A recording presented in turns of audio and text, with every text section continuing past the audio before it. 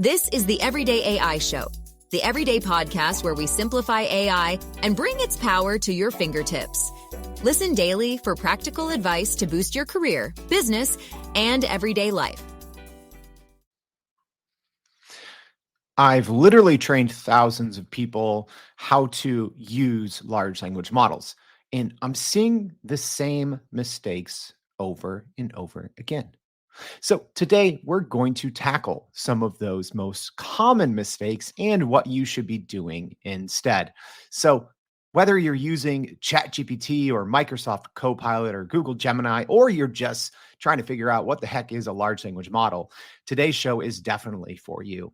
So, what's going on, y'all? My name is Jordan Wilson. I'm the host of Everyday AI. We're a daily live stream podcast and free daily newsletter, helping people like you and me grow our business with generative AI, grow our careers. So if that sounds like you, thank you. You're in the right place. Thanks for tuning in. Before we get started, just as a reminder, go to youreverydayai.com, sign up for that free daily newsletter. We're actually going to be giving away something in today's newsletter, so you got to make sure to go check that out. All right, so before we get into today's discussion, and I'm extremely excited to talk about these common large language models mistakes, because I think that they're pretty easy to fix. But before we get into that, let's start, as we do every single day, with the AI news. And there's a lot of AI news today, so we're going to try to keep it short, but this is some pretty big news happening today. So first, Apple is developing new chips for data centers, which could be a breakthrough in AI infrastructure. So according to a new report from the Wall Street Journal, Apple is working on developing chips for AI software in data centers under the project name ACDC. Yeah, that's really it. Apple Chips in Data Center is what it stands for. So the tech giant is reportedly collaborating with the Taiwan Semiconductor Manufacturing Company on the design and production of these chips. The timeline for the project has not been clearly established yet, and the development could potentially lead to more efficient and powerful AI processing in data centers. Apple's upcoming server chip is expected to prioritize AI inference tasks instead of training AI models, which is the domain currently just being dominated by NVIDIA. All right, here's another one, good fun one here, y'all, for any OpenAI or ChatGPT fans. But OpenAI is moving closer to potentially launching a search engine to compete with Google, as it's moved its entire domain. All right, so this is, normally we talk about other people's reporting. This is kind of our own observations and timing around this. But let's talk about chatgpt.com. So when you used to type in chatgpt.com, it used to forward to chat.openai.com. So as of yesterday, this just moved over, and now everything, even your old chats, that were saved, everything is now moved over to chatgpt.com.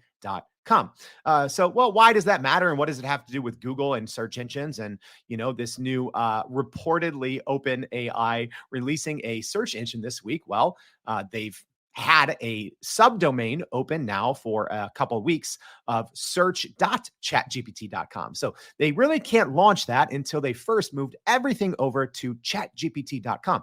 So I know this sounds a little geeky, a little technical, but this is, again, a major step. If OpenAI is going to ultimately compete with Google, with Bing, with Perplexity, and really become a search engine and maybe change the way that we all work, change the way that we all use the internet. Also, the mysterious model that we talked about 2 weeks ago on the show called GPT-2 Chatbot, it looks like it's been re-released into the chatbot arena. So we previously covered the GPT-2 chatbot mystery model, which was pulled after about 48 hours. So now there's actually two new flavors of this mystery model, presumably from OpenAI, called I'm a Good GPT-2 Chatbot and I'm Also a Good GPT-2 Chatbot. Yeah, that's the actual names. And this time, OpenAI CEO Sam Altman mentioned the models by name. So our kind of internal research and thoughts around this suggest this is probably a new, powerful, but very small version of the GPT model that could be used to power future free versions of ChatGPT search. Hey, we're already starting with hot takes, and it's barely Tuesday. All right, last but not least, in AI news, Microsoft is developing MAI-1. MAI-1, yeah. mouthful, a competitor to the state-of-the-art AI models from OpenAI, Google, Anthropic, and Meta.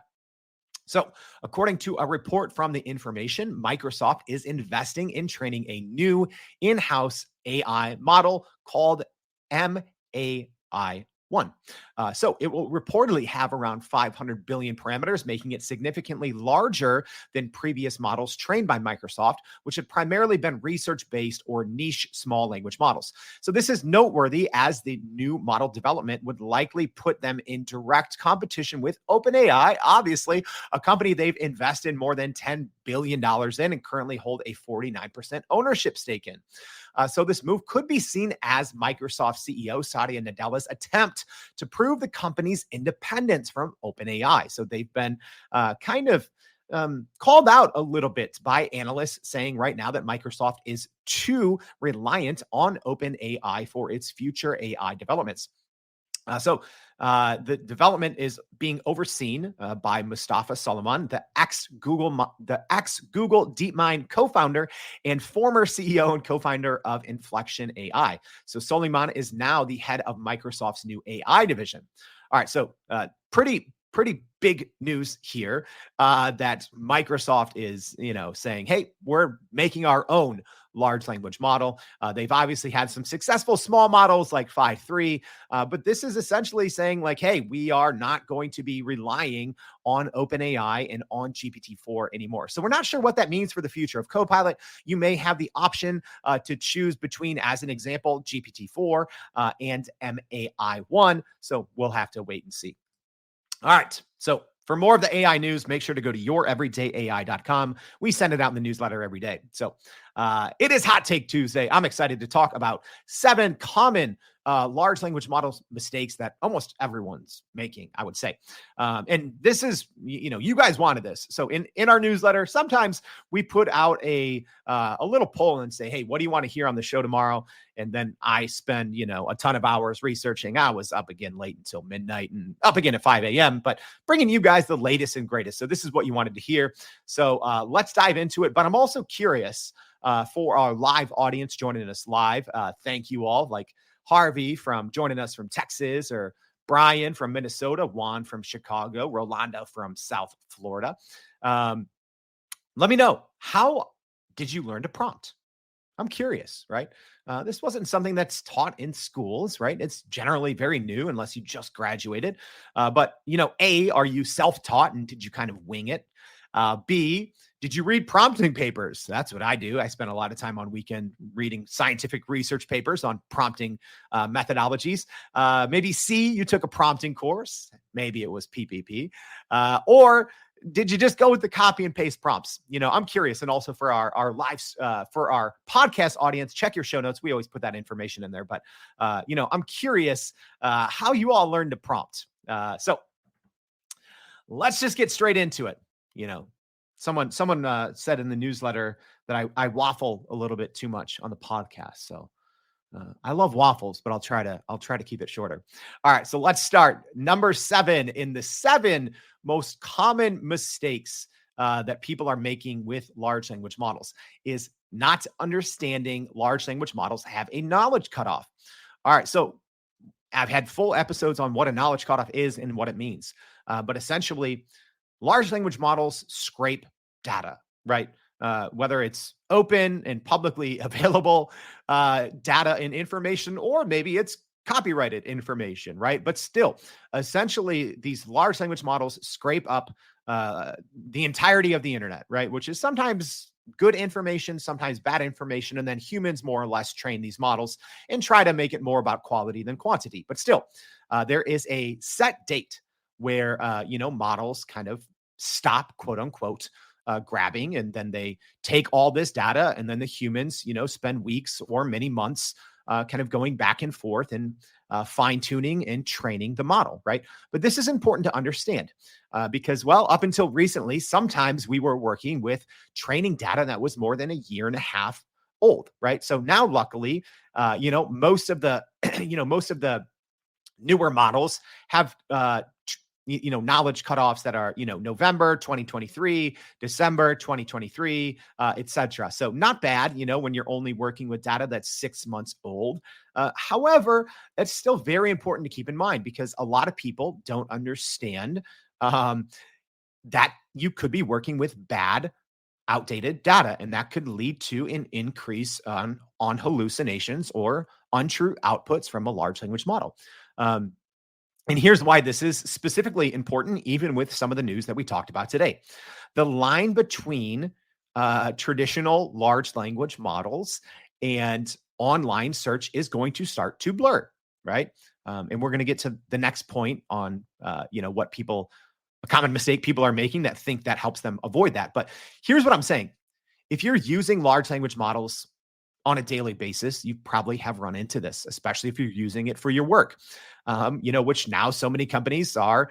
I'm talking with companies and helping them train tens of thousands of their employees on generative AI. And they're saying, hey, we're giving anyone with a mouse, now gets access, to Copilot or ChatGPT, et cetera, right? So many people are now using large language models in their day-to-day, and they're prompting in their day-to-day, but they don't understand that there's a knowledge cutoff. There is a essentially, think of it as an expiration date of this data, and the way that I think of it is you have to be extremely cognizant of that date and how a large language model actually works. Otherwise, you run the risk of, especially if you're using this for work, like I said, which now so many people are, of ultimately, publishing a report or sending an email or putting together a pitch with inaccurate information, right? So you also have to think of it as, how did you research or how did you create something before large language models, right? Presumably, you would do a lot of manual research on Google. You would read websites, right? So the same way, if you were reading something and if you were working on a timely project, a timely report, something that, maybe required up-to-date market conditions, you wouldn't go read an article from 4 years ago, right? If you were reading and researching, one of the first things you might do is look at the date. And you'd say, hey, if I'm going to go through and read 5, 10 articles, I want to make sure that these articles are all up to date. So you need to understand all models have different knowledge cutoffs, and you need to understand how those knowledge cutoffs may decrease the value of the output if you are asking for information that is pertinent to be timely and up to date. All right, so this is not a complete list by any means, but for our live stream audience, I'm sharing here, and this is from the chatbot arena, which we mentioned in the AI news. But different models have different cutoff dates. So some of the more popular models, so OpenAI's GPT-4, their cutoff date is December 2023. For Anthropic's Claude Opus, so their most powerful model, that is August 2023, whereas their free models are August 2023 as well, at least Sonnet. I believe Haiku is actually a little more outdated than that. And then you have Google's Gemini. And you know what? Google's Gemini, in terms of knowledge cutoff, I never know if I trust it. One thing that I think that large language model makers or people who are training, they need to understand that people are asking you about these knowledge cutoffs, and you need to be able to give users a direct answer because trust and transparency are paramount.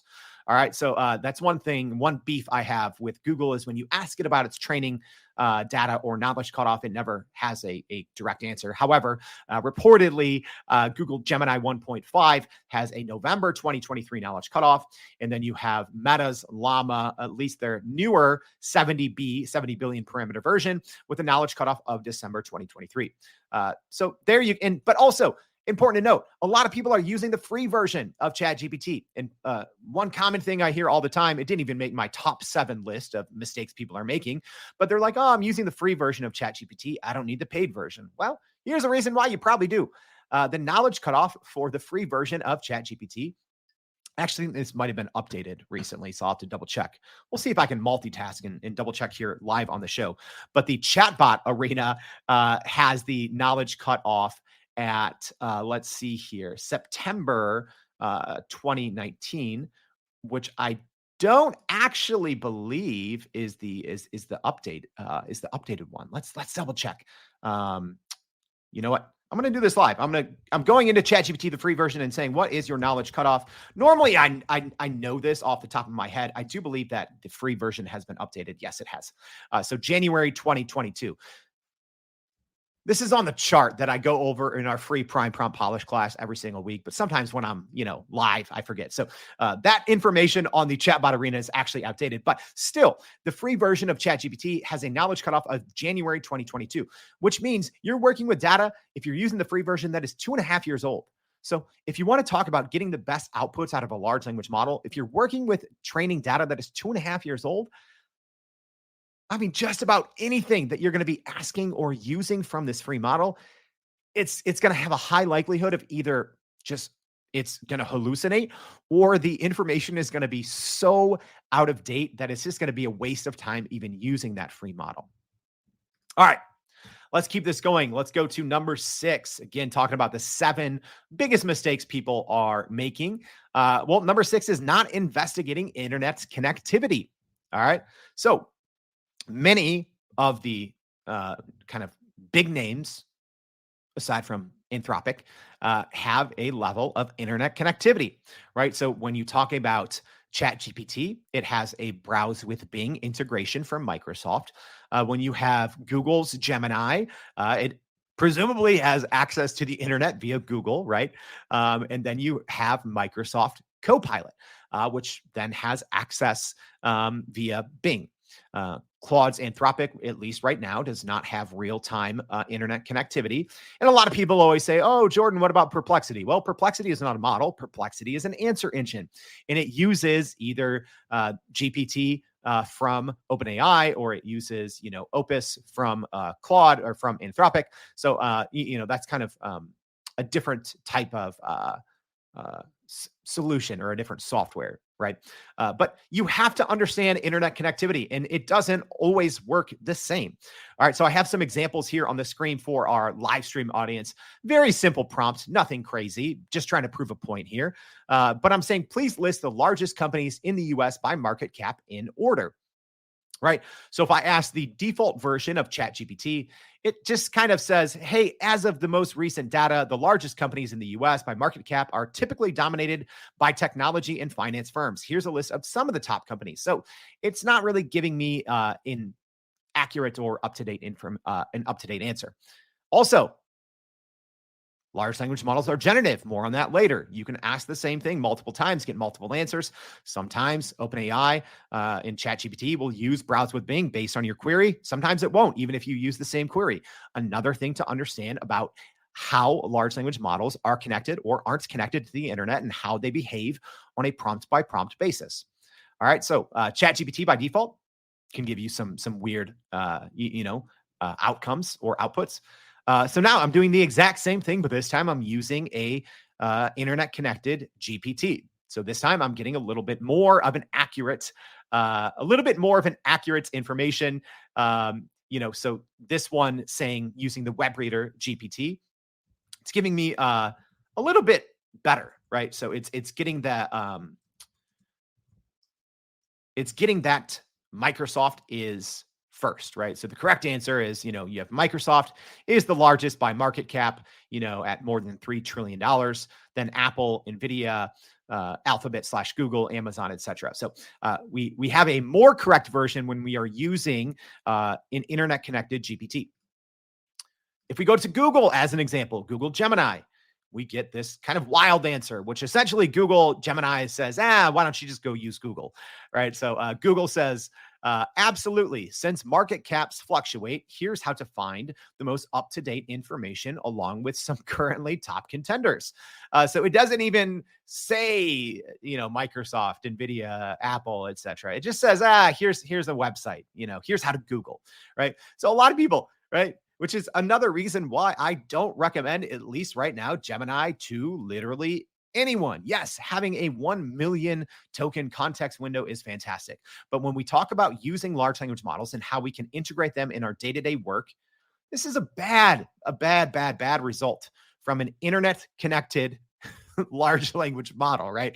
Where essentially the model's saying, hey, just go use the internet, right? It's like, no, model, like if I'm asking, if I'm asking a question where you can determine that it requires very up-to-date information, it should be, in theory, querying the internet and at least telling you so.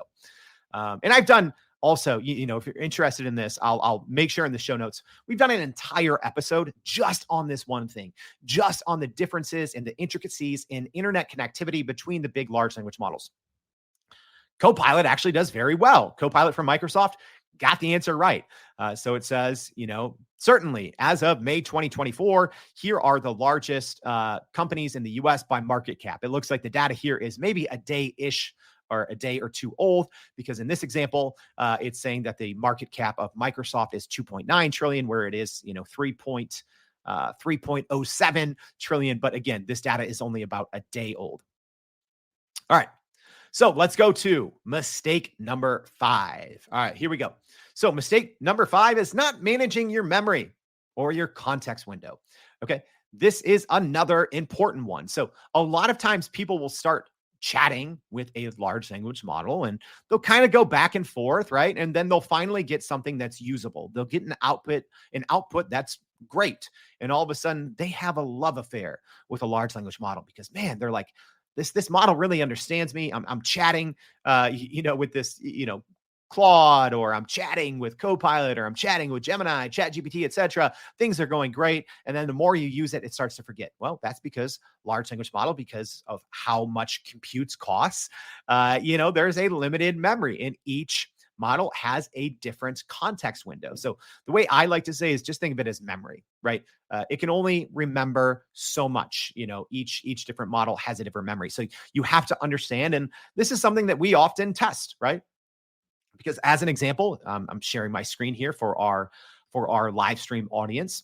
I've done this before. So OpenAI has told us that, hey, ChatGPT uses GPT-4 Turbo, which means there's 128,000 token context window, which is about 96,000 words. However, that's only in the API, right? If you listen to the show, I've mentioned this multiple times. This is why we never just take information from big companies and feed it to you. We always investigate, right? We always do tests and we check to see, okay, can these models retain information at a certain context length, right? So right now, ChatGPT only has a context window of 32,000 tokens. So that means after about 28,000 words, it's going to start to forget things. So you have to understand how different models' context windows work, because there's a good chance you might be feeding it information. You might be feeding it, public data about your company, and then maybe you or someone on your team is using it. Maybe you've created a custom GPT. Maybe you're using Gemini with a much longer, context window, and you're not running into these issues. But you have to understand, large language models do not have infinite memory. They're going to start forgetting things, hopefully in the future, as the price of compute goes down, as models become more capable and more powerful, having to worry about the context window will become less of a concern. But right now, you got to pay attention to it. All right. So, yeah, love this when Gemini just says, "Let me Google that for you." Right. So good.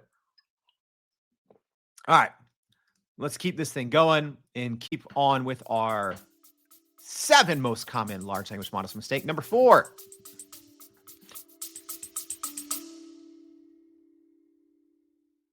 Are you still running in circles trying to figure out how to actually grow your business with AI?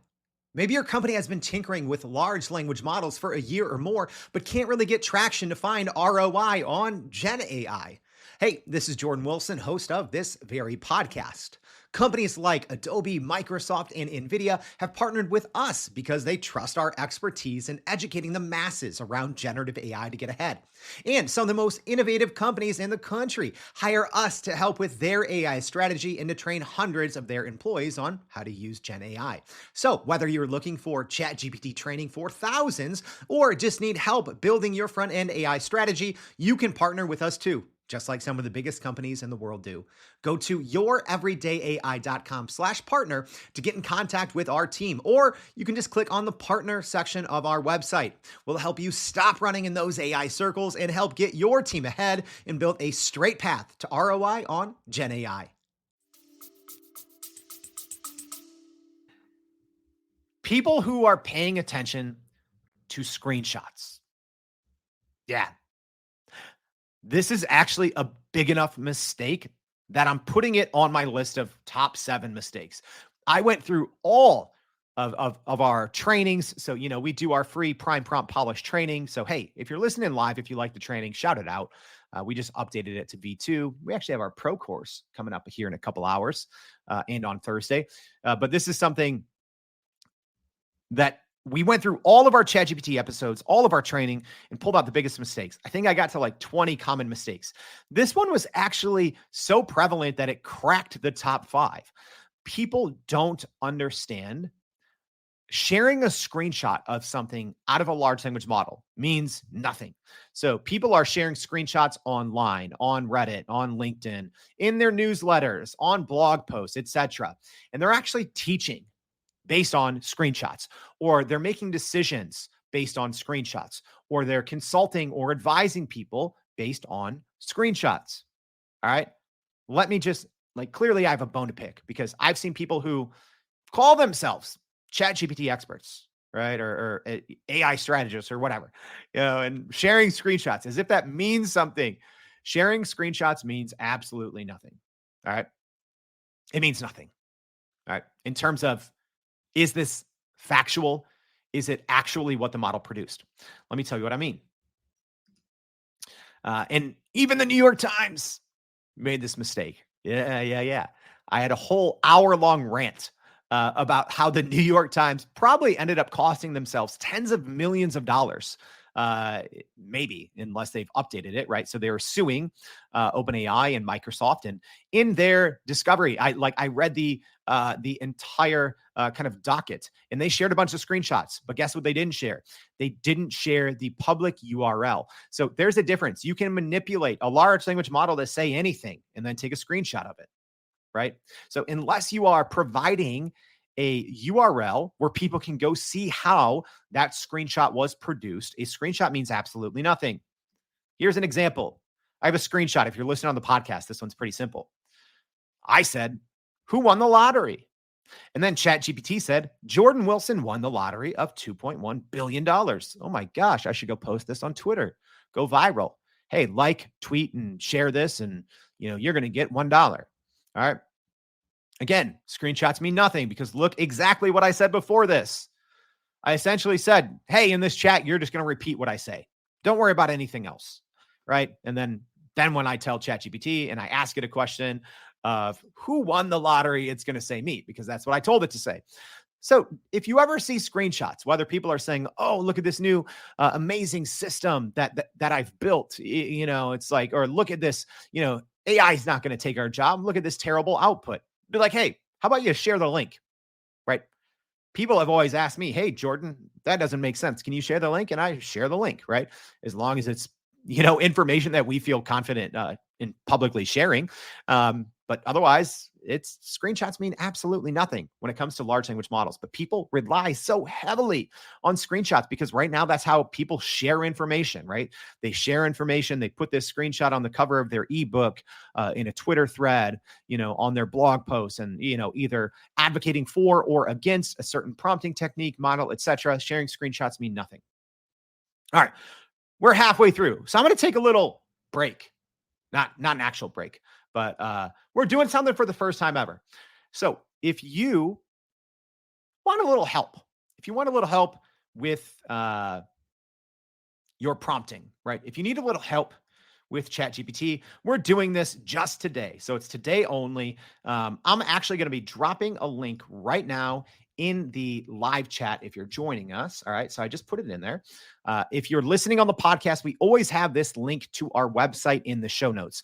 So literally go to youreverydayai.com right now. Make sure you read today's newsletter because we're doing a giveaway. It is today only. So all you have to do is there's going to be a little section in today's newsletter that just says, do you want a free one-on-one 90-minute large language model training session?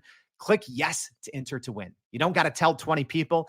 Make sure, open today's newsletter, read it, find that little section, click yes, and then we're going to randomly choose one person and announce it in tomorrow's newsletter. All right. So if this show is resonating with you and you're like, oh, wow, I'm making some of these mistakes or my team's making some of these mistakes. I could really use some one-on-one prompting advice of getting the most out of a large language model. Make sure you go click that today. Just click yes. That's all you got to do. All right. So number 3, let's keep it going. You like that little impromptu commercial? All right. Number 3, large language models are generative, not deterministic. My gosh, people, stop making this same mistake. All right. Large language models are generative. That means, let's say you have the exact same prompt. Okay. Depending on what the prompt is, let's say you put it in 100 times. You could get 100 different responses. You could get 2 different responses. You could get 50 different responses. Those responses could be generally the same. They could be wildly different. All right. Without getting too technical, but large language models, yes, they are next token predictors. It's a lot more than that, but the process of tokenization, technically, large language models don't understand words when you tell them or when they spit them back out at you, but they use context of, trillions of parameters and a lot of training data to make sense of what you say. There's also something called top P, which is essentially, I'm oversimplifying here, but it's the probability of what the next token might be. There's also something called temperature, right? So default settings within large language models, they are made to be generative, right? We talked about yesterday how Eli Lilly, one of the top companies, the biggest companies in the world, said that quote unquote hallucinations are going to help lead to drug discovery, right? The whole point, and people always say, quote unquote hallucinations are a feature, but the generative nature of large language models are a feature. They're supposed to give you something different each and every time that you put them in there. So if you have a copy and paste prompt, and if you think that, it's going to always give you the same result, or it's always going to give you something quality, or it's always going to give you a passing outcome, that's not necessarily true, right? It depends obviously greatly on what that prompt is, what it's asking for, etc. But next token prediction, so that top P number, temperature, etc. Models are generative. Okay. That means they're supposed to have an element of randomness. They're supposed to just kind of predict the next token with a level of randomness. That is how they are built. They're not built like a search engine, right? A search engine is deterministic. Aside from, more recent advancements in search engines, which bring in some personalization and localization. But aside from that, search engines are deterministic, right? If you put in this input, you are going to get this output. That is not how large language models work. They're generative. They're supposed to give you something pretty different. All right. Number 2, I just kind of referenced it. Copy and paste prompts don't work. All right. They don't. So if you see a Billy boy like this, a 22-year-old trying to sell you some magical solutions and saying, these 7 ChatGPT prompts are going to save your life, or, buy my prompt book for $100. Ignore that person. Stop following them. Mute them. Stop paying attention. If you want to get serious about large language models, if anyone's talking about use these ChatGPT prompts, just mute them. I'm sorry. Don't pay attention to them. They're ultimately just trying to sell you something. You know what we do here at Everyday AI? We say, hey, come join us multiple times a month live, and we'll teach you prompt engineering 101. We don't give you 50 prompts because that's wrong. It's not how large language models work. All right. You want facts? We got facts. All right. So again, this is an oversimplified version, but there's something in large language models. There's different prompting techniques, but there's something called the 0 shot. So that's essentially, for argument's sake, let's just say that's a copy and paste prompt. It's a prompt where you're just saying, hey, ChatGPT, here's a role, here's a task, here's the format, give me an output, right? Let's just say that's called the 0 shot prompt. You're not giving input and output examples. You're not, quote unquote, teaching the model what's good and bad. And then there's something called few shot prompting, or, you might look at something called 5 shot or few shot or 32 shot chain of prompt. So all that means is it's going through, and think of it as training. Think of it as having a conversation in a back and forth with a new chat, or when you're working with a large language model. And all of the science, all of the math, all of the research for many, many years has always shown that few shot prompting is better than one-shot prompting.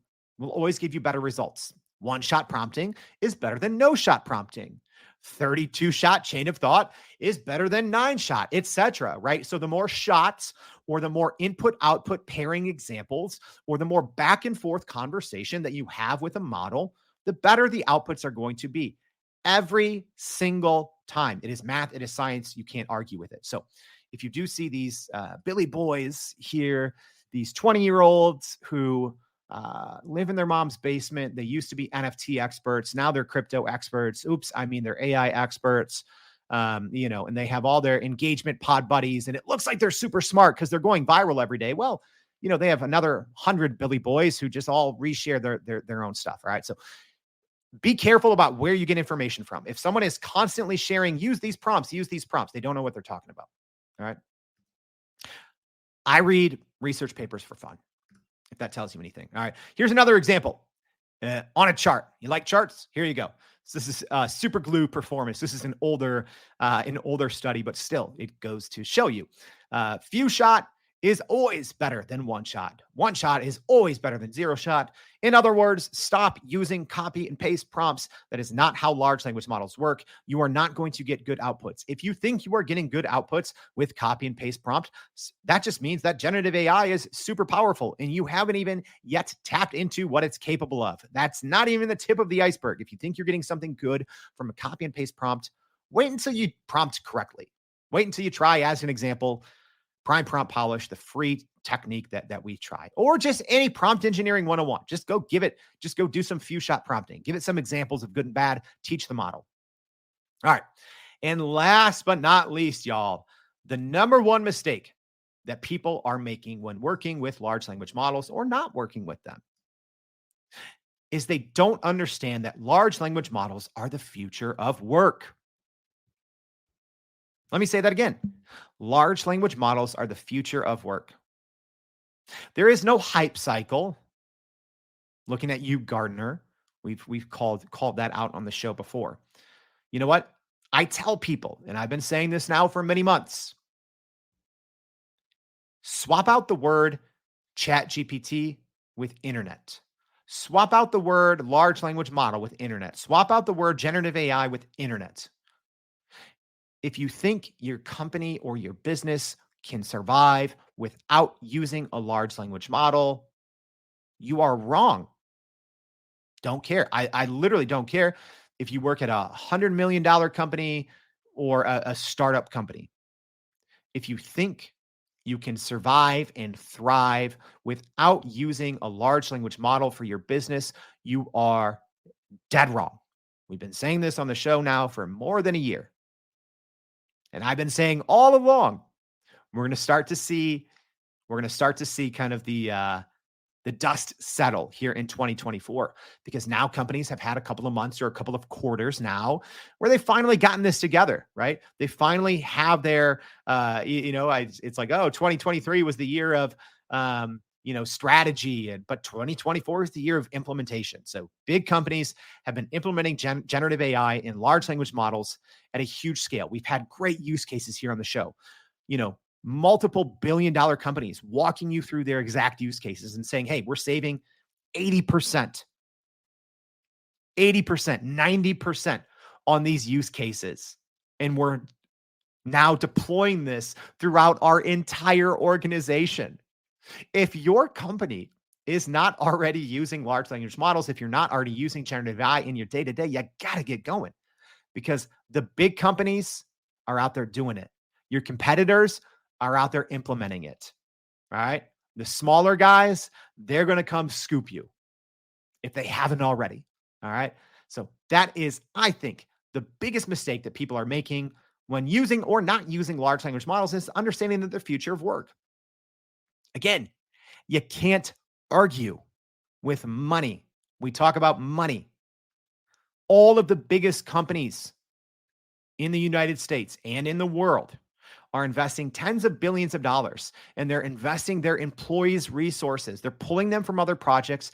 Everyone is going all in on generative AI, on large language models, on new ways to implement AI for themselves and their customers, right? Microsoft Copilot, Amazon Q, Watson X from IBM, OpenAI, Anthropic's Claude, Google Gemini. The list goes on and on. The biggest company, Meta, right? Gosh, Meta's been crushing it lately. The biggest companies in the world that are driving the economy forward, they are setting the bar for how the rest of the Fortune 500s, how the rest of the Inc. 5000s, they're setting the bar for how the rest of us are playing in the game of business. The future of work is large language models, bringing your company's data in and then leveraging that on a day by day, hour by hour, minute by minute basis. I've said this before.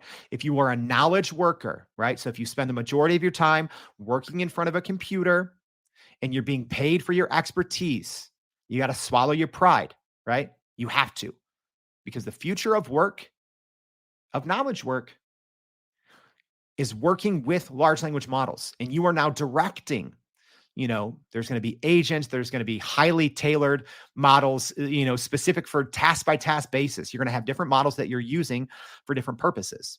But the future of work is you're going to be prompting every day, every hour, almost every minute that you're going to be in front of a computer. You're either going to be prompting or you're going to be working with a large language model or a generative AI system, if you're not already. So you have to understand that's the future of work. All right. So let's recap it. Yeah, I know I waffled, but I love waffles. All right, here we go. In order, here are the 7 biggest mistakes that people are making with large language models. Number 7, not understanding a large language model's knowledge cutoff. Number 6, not investigating a large language model's internet connectivity. Number 5, not managing a model's memory or its context window. Number 4, not paying attention or paying too much attention when people are sharing screenshots from large language models. Number 3, thinking that large language models are deterministic and not understanding they're generative. Number 2, thinking that copy and paste prompts work, because they don't. And then number 1, not understanding that large language models are the future of work. All right. I hope this was helpful. If so, if you're listening on the podcast, I know this was a longer episode, but many hours in the planning. So I hope this was helpful. Please consider leaving us a rating on Spotify or on Apple if you're listening there. If you're on our live stream, thank you all. I know I didn't get to all of the questions, but if you could share this with your audience, tag someone who needs to know, I'd super appreciate it. And also, make sure to check out in today's newsletter. Go to youreverydayai.com. I dropped it in the comments here on the live stream. It's in the live stream. It's always in the show notes on the podcast. Today, literally today, this is free. You don't got to do anything. There's going to be a little section in today's newsletter that just says, do you want a free one-on-one 90-minute large language model session? It's a giveaway. All you got to do is click yes to enter, and then we're going to draw someone and we're going to announce it in tomorrow's newsletter. All right. So even if you're listening on the podcast, you got time. Make sure you go check that out, and make sure you join us back tomorrow and every day for more Everyday AI. Thanks, y'all. And that's a wrap for today's edition of Everyday AI. Thanks for joining us. If you enjoyed this episode, please subscribe and leave us a rating. It helps keep us going. For a little more AI magic, visit youreverydayai.com and sign up to our daily newsletter so you don't get left behind. Go break some barriers, and we'll see you next time.